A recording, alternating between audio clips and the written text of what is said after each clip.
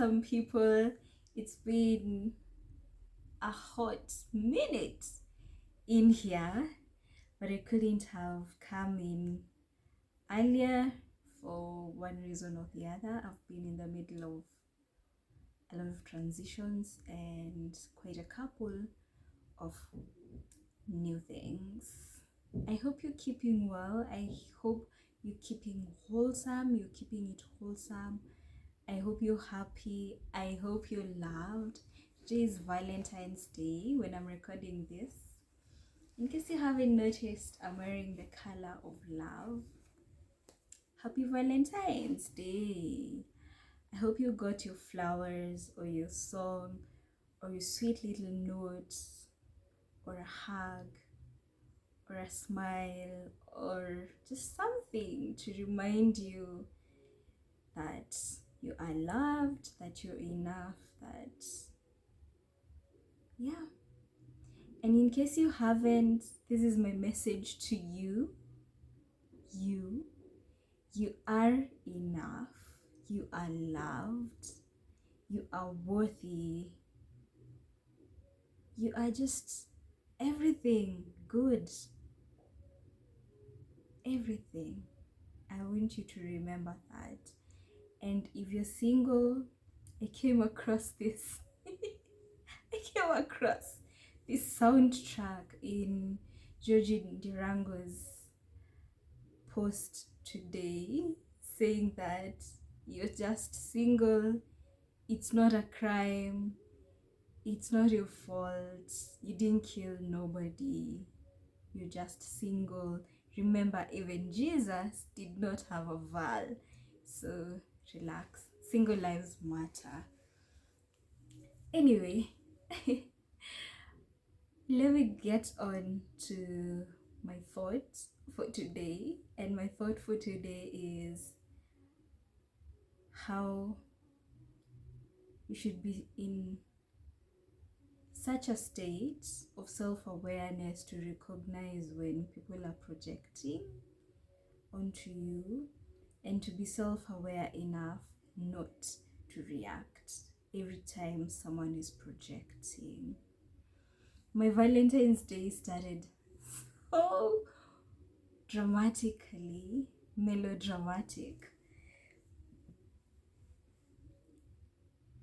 and I didn't even remember it was Valentine's until I don't know where I was and I saw people.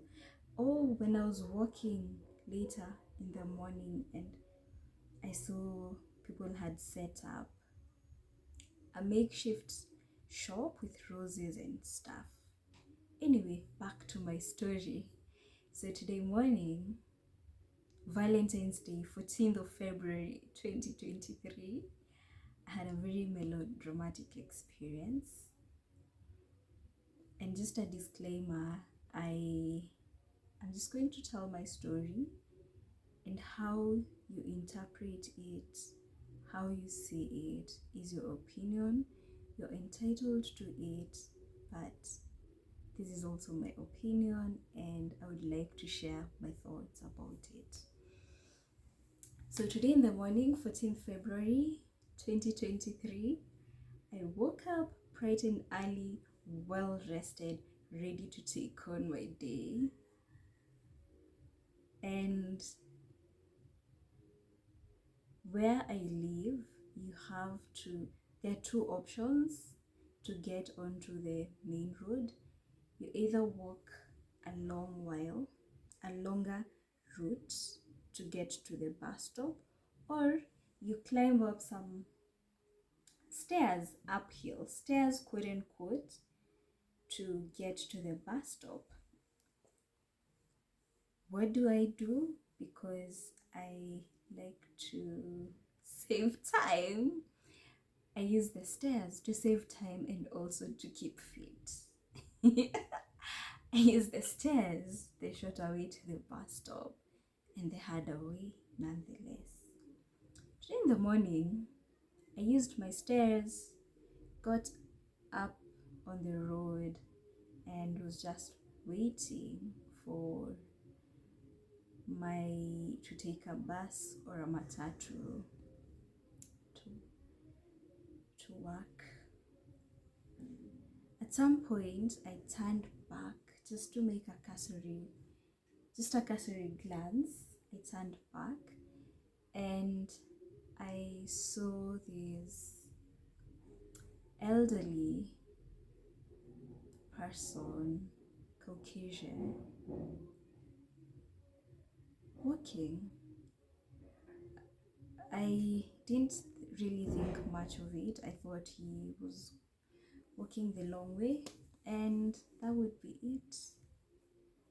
So I turned back to the road and continued watching out for a matatu or a bus. A few minutes later, I heard someone behind me heaving and grunting and cussing out. We say cussing like a sailor, but I think even sailors would be put to shame by this elderly man. Let's call him Y. We shall call him Y so that I do not keep on referring to him as an elderly man of Caucasian descent.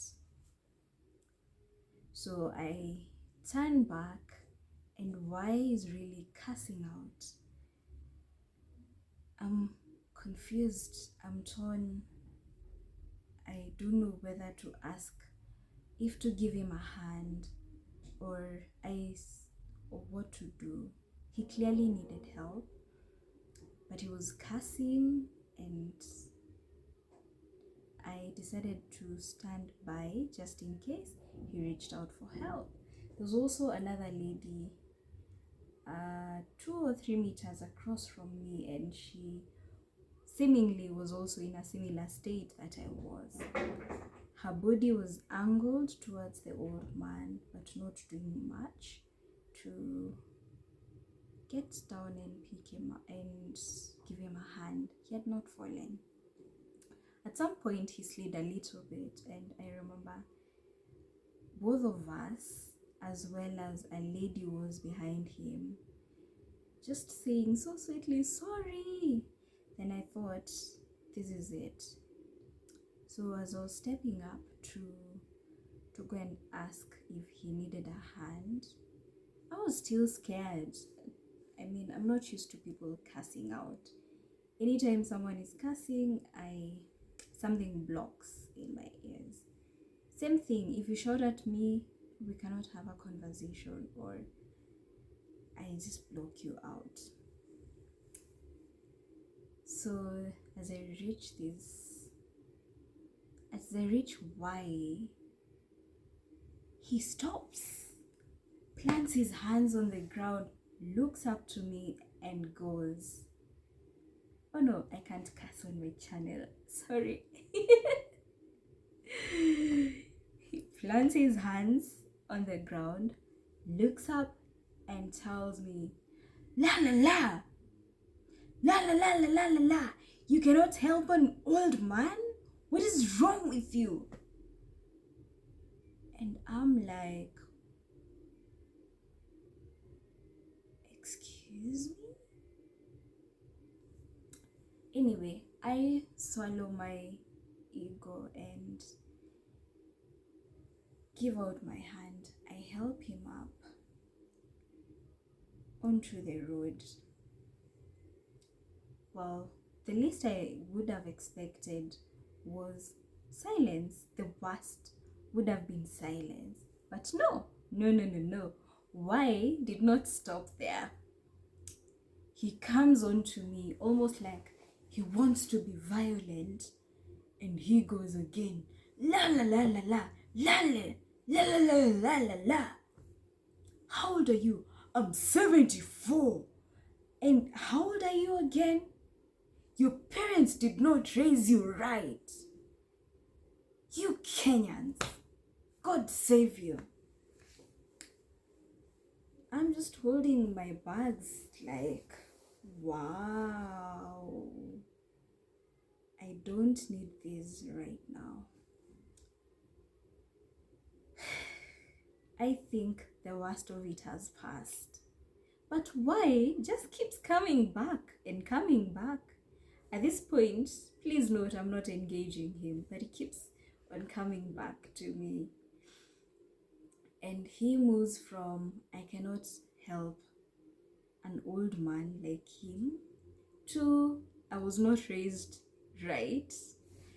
And to cap it off, he comes back again to me and he says, is it because I'm white?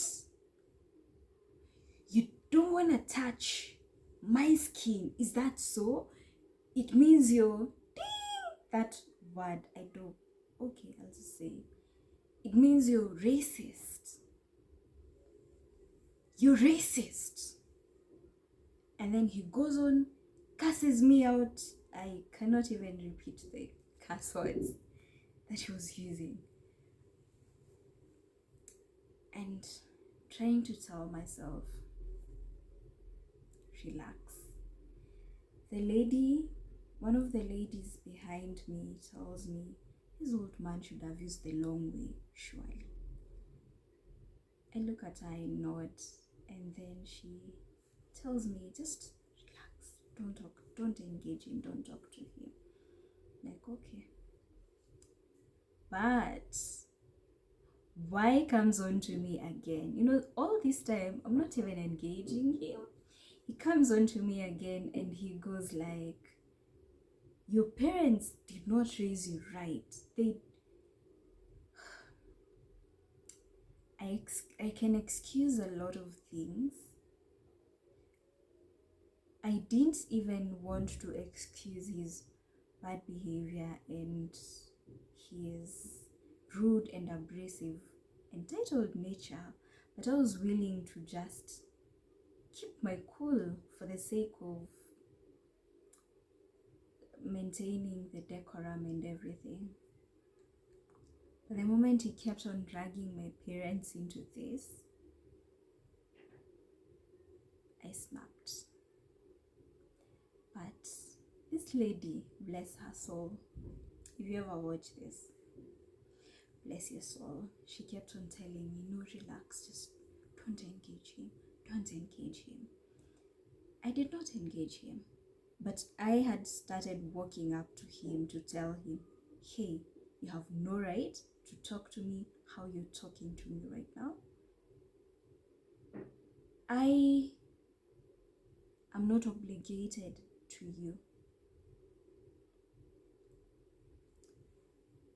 But I decided to keep my cool. Less than 10 minutes later, Matatu came. It had one space free and it stopped. At this moment, I was just willing to get out of there. I had had it. I walked towards the Matatu, and why doesn't leave me alone? He's still shouting after me. Oh yeah, run after. Go get in, because you always have to be number one. Go get in. You Kenyans, God save you.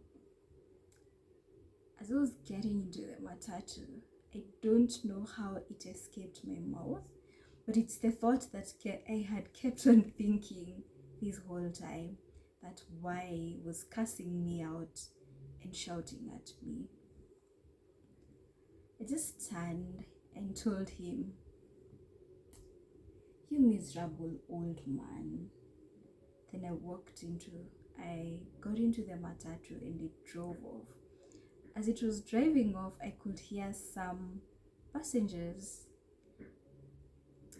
trying to muffle some giggles. I was almost getting mad. I was on the verge of getting pissed off and spoiling my entire day. But I decided, you know what? He's actually a miserable old man. I don't know him personally. He doesn't know me. Yes, he had no right to speak to me the way he spoke to me or to cuss me out. But he has his own issues and he was only projecting onto me. How I react to that projection is what makes the difference. I remember on my commute the entire morning, I kept on replaying that entire interaction. I was listening to some good gospel music, but I still kept on replaying that interaction in interludes, and I started laughing beneath my mask. I thought, what exactly was that?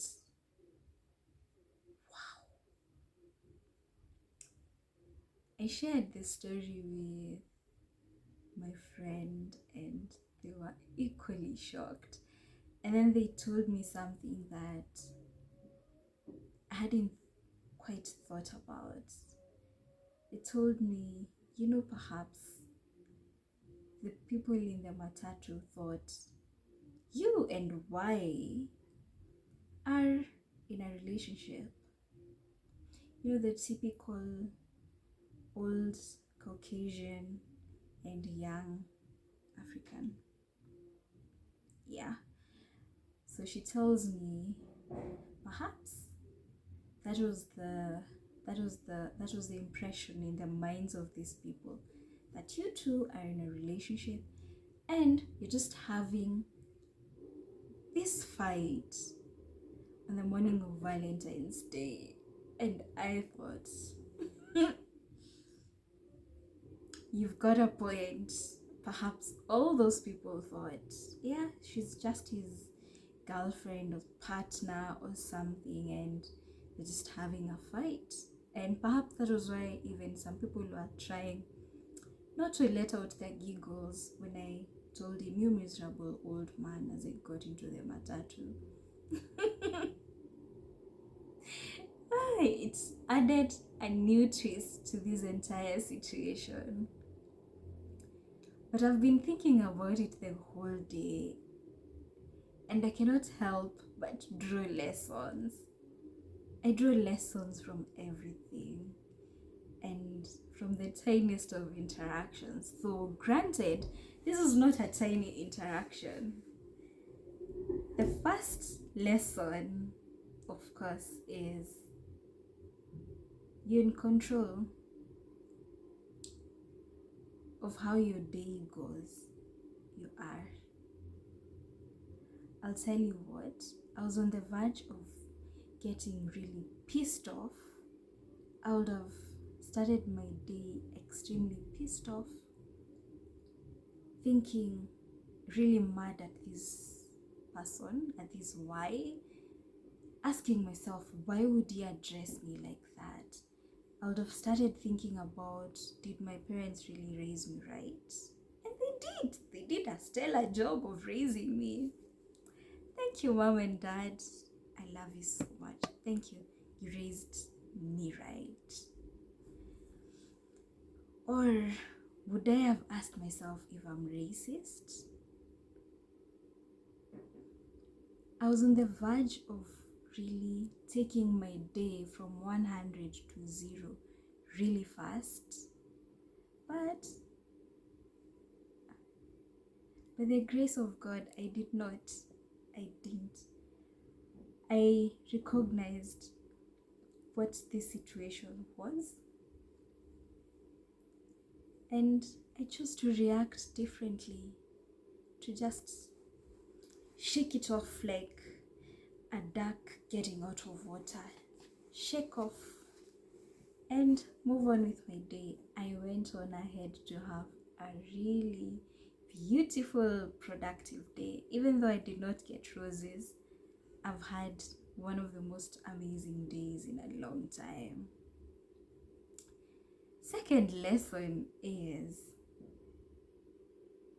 be self-aware. When you're self-aware, you know when someone is raising a real issue or when they're simply projecting on you, be it your partner, be it your employer, be it your child, be it whoever it is. There are numerous occasions when people have their own inner turmoil. I could tell, sadly, that Y has a lot of inner turmoil and he was just projecting onto me. The situation at hand had nothing to do with my parents, had nothing to do with racism, had nothing to do with my country, Kenya, or my countrymen. It was just his inner turmoil and misery and him projecting that onto the first person that he had the interaction with. I mean, true to what the lady was saying, being old and frail, he could have walked just a few meters ahead and gotten to the bus stop in a different way, other than insisting on climbing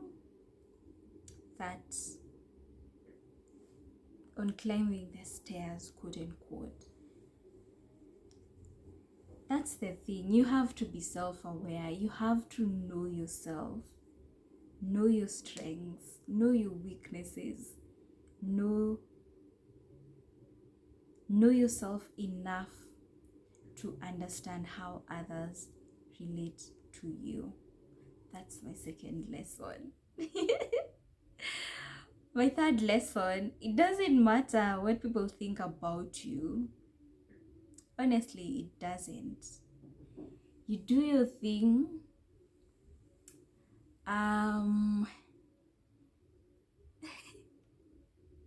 Do your thing. Live your life the best way you know how.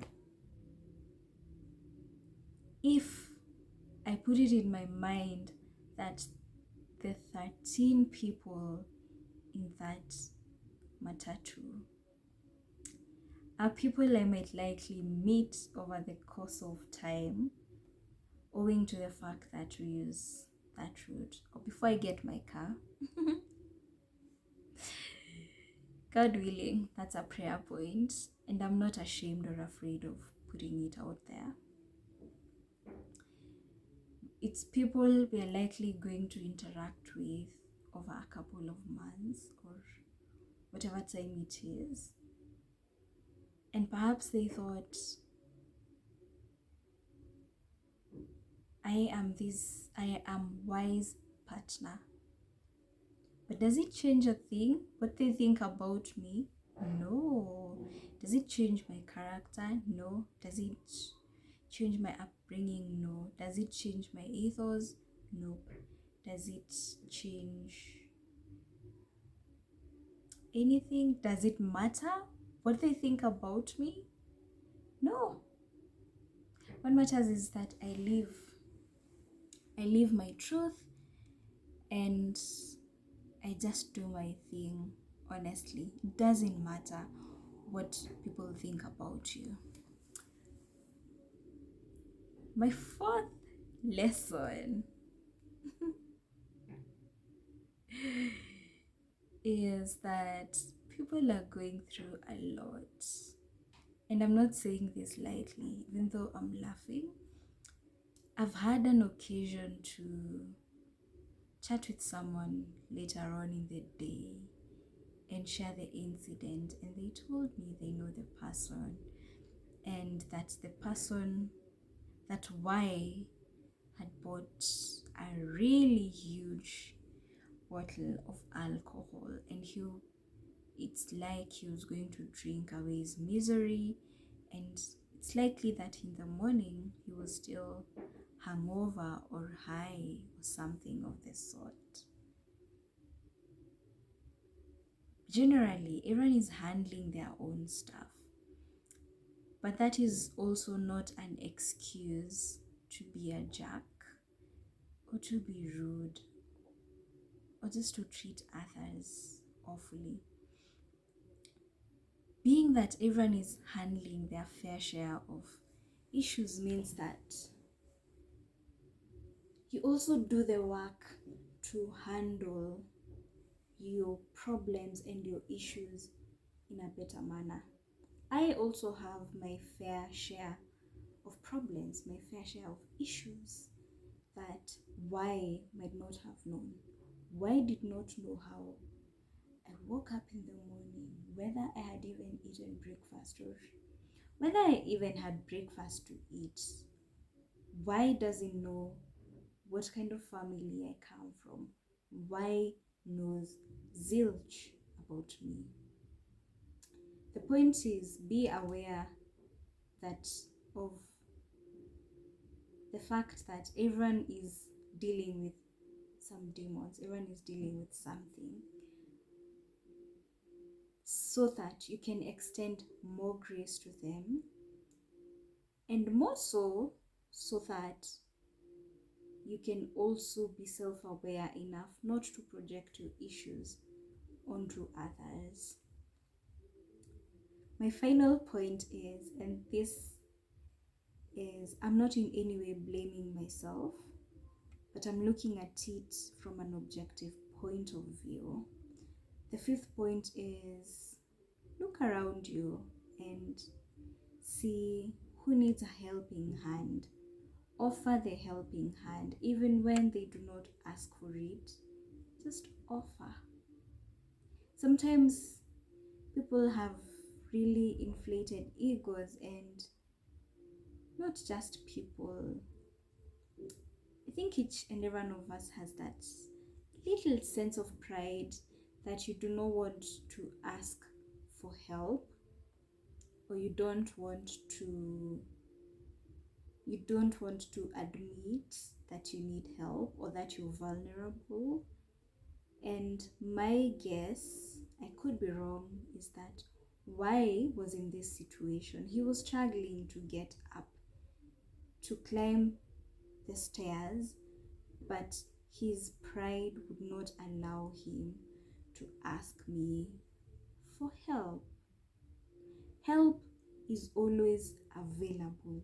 We were available, both the lady a few meters away from me, myself, and the lady behind him. Had he just asked for help, we would have offered it. But his cursing notwithstanding, I think in a different scenario or in different circumstances, I could have asked him, "Hi, can I give you a hand?" What's the worst that could have happened? Him cussing me out? He already did, either way. Therefore, for me, the fifth lesson is look around, find out who needs a helping hand, and give them that helping hand if they need it. Same way when you flip the coin, ask for help. Help is always available. If you're going through something, if you're at your wit's end, if you're feeling overwhelmed, or just some other reason, just look around. There's someone that can help. Ask for that help, and you're going to find it. Thank you. I'm so sorry. The position of my camera today is a bit awkward, but I messed up with my ring lights and I have a makeshift situation there that I'll sort out with time. However, I didn't want this story time and the lessons to just go away, and I did not want to skip recording today. If I had, then perhaps it would be another 2 months before I did my first episode of 2023. Thank you for keeping it here. Thank you for listening to this long story. I look forward to more consistency, to more interactions, and to also having guests on here. Thank you. Happy New Year. Happy February. Happy Valentines. God bless you. I appreciate you very much. And as always, stay wholesome, stay wholesome.